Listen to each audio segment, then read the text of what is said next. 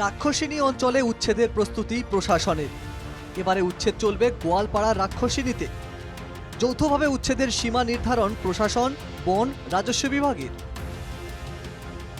প্রস্তাবিত সংরক্ষিত বনাঞ্চলের ফরেস্ট গেট, ধূপতলা, গারোপাড়া, শিলবাজার অঞ্চলে উচ্ছেদের জন্য সীমা নির্ধারণে রবিবার বিশাল কমান্ডো বাহিনী মোতায়েন করা হয়। এদিন উচ্ছেদের এলাকা চিহ্নিত করা হয়, তারপরে এলাকার জনমনে আতঙ্ক ছড়িয়ে পড়ে। এলাকার ভূমিপুত্র গারো সম্প্রদায়ের মানুষরাও ভিটেমাটি হারাবেন। ভেঙে দেওয়া হবে 1945 সালের গারোদের স্থাপন করা গির্জা। ভাঙা পড়বে 1947 সালে স্থাপিত গারো মাধ্যমের মাধ্যমিক স্কুল।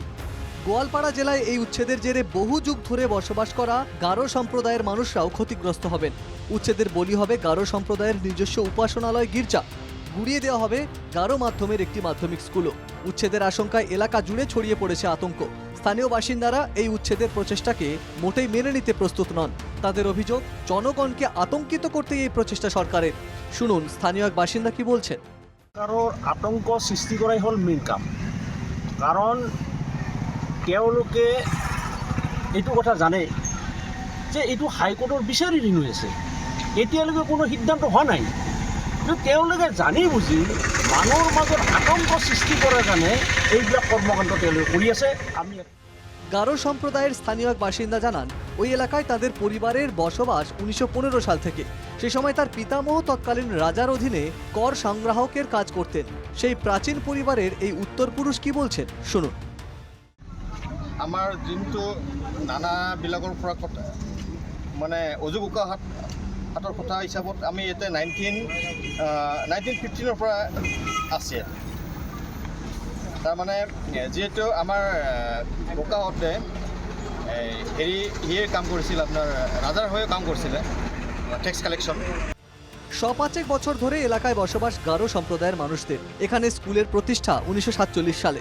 একটি গির্জা স্থাপিত হয়েছিল 1945 সালে। এই ভূমিপুত্ররা উচ্ছেদের সরকারি উদ্যোগে স্তম্ভিত।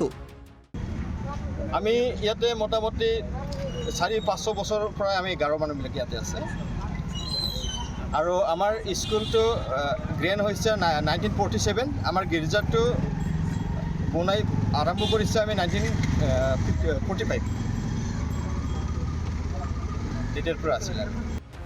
সরকারের বক্তব্য, ভূমিপুত্রদের স্বার্থে চলছে উচ্ছেদ, কিন্তু ভূমিপুত্রদেরও সমানে উচ্ছেদ করা হচ্ছে।